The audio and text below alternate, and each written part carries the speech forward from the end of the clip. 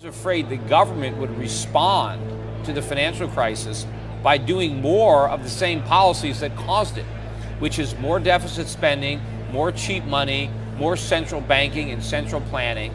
And as a result, I think the U.S. economy is now poised for a much bigger collapse. I think that what's coming is a sovereign debt crisis and a currency crisis that will make the financial crisis of '08 look like, the proverbial Sunday school picnic. Is it something that's affecting the economy right now? Oh, absolutely. The fiscal cliff specifically is one of the major ways in which the slow recovery that we have could be completely derailed. Hard landing in China, euro collapsing, problems in the Middle East, and fiscal cliff is probably paramount in that area. As a matter of policy, as opposed to an apocalyptic way And the to most get there. important price is interest rates, which have to go up. That is but the no price. one wants to let them go up because the banks will fail. We currently have no price integrity in any asset in America. And we're on the precipice of collapse. That's right. where we are. So This system is in collapse, and it's unbelievable, and most people don't even see what's going on. If you watch CNBC, if you actually pay attention to the U.S. media, they will always tell you there's green shoots or it's going to be a recovery. Mm-hmm. There's no chance of that. You don't think there are any signs of that? It's not possible. We're in the last days of this financial system in the U.S. This is Zimbabwe. When it starts to collapse, it's going to happen very fast. If people don't start to wake up to what's going on, they're going to get hurt in this collapse. But this is where it's going now, that we have to now just get as far away from the U.S. and from the Western world because this collapse is going to be messy. We've got to ask ourselves, why are the feds preparing for a war against Americans? Why have they bought now more than 2 billion bullets, all kinds of arms and ammunition, and now more than 2,700 tanks to patrol in America and keep order? We're told it's because they love us. We're told it's to keep the peace and to increase safety. But of course, we also know from Army documents, from Homeland Security reports, and a lot of other information that it's really to occupy America and prepare for a civil unrest and a total economic collapse that will include gun confiscation. The rise of the warrior cop. So, what do you mean? Our cops are getting increasingly like soldiers. They're being dressed like soldiers, they're being armed like soldiers, they're sent out in the streets told they're fighting a war.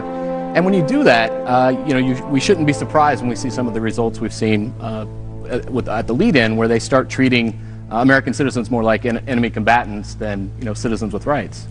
Meaning, mostly you're talking about these SWAT team raids.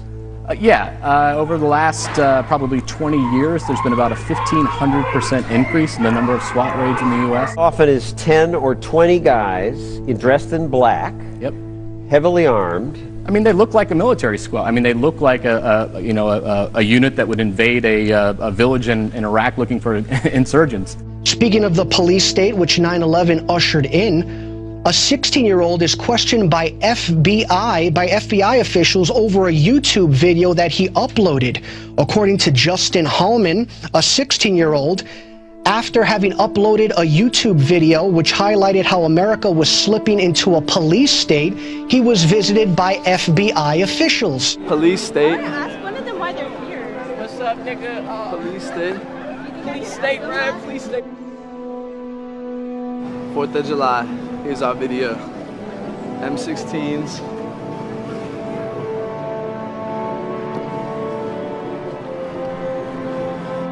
Because we don't live in a police state, sir. Martial law has not been established in this country. Open the door, sir. He's got his hand up. You're gonna kick my door. You kicked my door down. You kicked my door down. Get on the ground. You kicked my door down. Yes, we did. Get on the ground. No, you have no right to be in here. You have no right to be in here. You have no right to be here. You have no right to be in here. Do not touch her. You are assaulting her.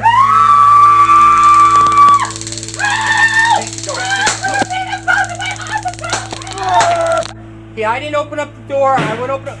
Now they're barging in my door for one reason. Down the ground, down the ground, down the ground, down! Down, down, down to your heads! Hands, come to me, come to me, come to me! Don't move! Please, don't move! Please, don't move! Please, don't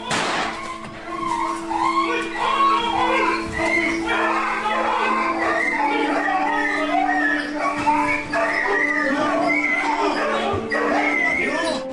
If what we saw in response to bombs was that, what will the response be in the wake of something bigger? Is that when we'll see martial law take effect across the country? And more importantly, will people just accept it entirely out of fear?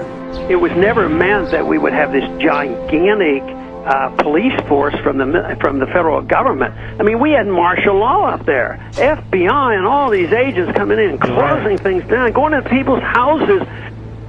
The police state is staring us in the eye, and it's getting more and more imposed upon us and more imposed on society every day. More and more people are waking up faster and faster and faster. I think it could very well come to that based on the things that are happening in the news, and we're seeing, the collapse of our economy, so many different things happening. I have spoken with one federal agent, and the information succinctly boiled down is this. There is an event coming, Steve, in the very near-term future that is going to affect the United States of America to its very soul. That what is being planned as you and I are on the air tonight, and what has been coming together into that old term, the perfect storm, is literally brewing right over our heads. It is and includes military maneuvers in the United States, military actions that are forthcoming, and that will be so deep and so penetrating that the United States will never be the same. Who have heard about the NSA spying on us all and think, no big deal. I'm not a terrorist, so I have nothing to worry about. Think again. Because we are all potential terrorists, according to the American government. You can't just do these kind of things. And this one is not only repealing the principles of liberty, but it's destroying the Constitution. All of these invasions of our personal privacy under the guise of protecting us, they're just wrong. And it's no longer about keeping us safe. This is about keeping us safely under the government's eye. And it is clear the government is watching all the time. Oil looks higher. Gold looks higher, currencies look weaker. More about this currency crisis you see erupting. What does that assume about what's going to happen to the dollar? Well, it assumes that the dollar will utterly get destroyed and become virtually worthless. I don't know how that inevitably resolves itself. It may resolve itself in some type of a global currency crisis. And then if the global currency crisis unfolds, then inevitably you get I guess an alignment under a global world government, a new global currency, and a new world order. Growing debate in Washington following reports that some U.S. senators are now considering an immigration bill that would force all U.S. workers to carry around biometric ID cards. Well, it is an idea that is now raising some serious concerns among privacy advocates. Through the advancing market of biometrics, technology that uses physiological and behavioral recognition to identify people.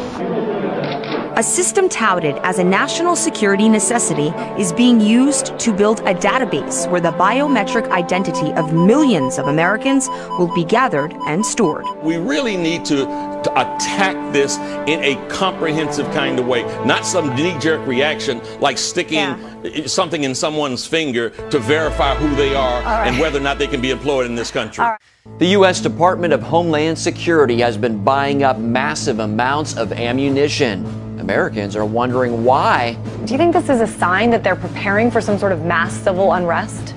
If you look at what the Department of Homeland Security has been purchasing over the last year, it comes out to like 1.6 billion rounds of ammunition, more than 7,000 fully automatic assault weapons, 2,700 MRAP type vehicles, and now drones. Those are instruments of war. Department of Homeland Security's, who are they going to fight a war against? Would I participate in assisting the feds coming into states and going into homes and taking everybody's gun away? And I said, I would not be a part of something like that. I said, one of the reasons is I wouldn't want to get shot, because the American people are only going to put up with so much before they push back.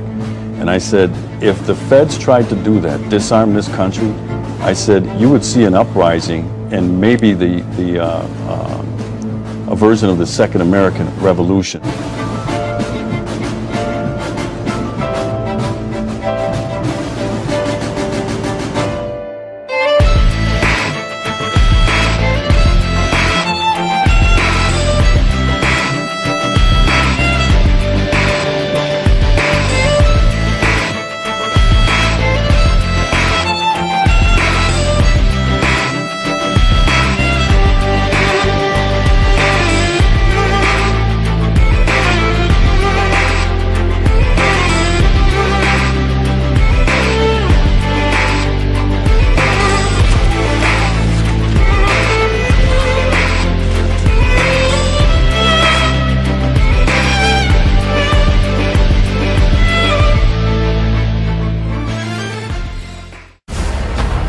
chosen to believe in each other.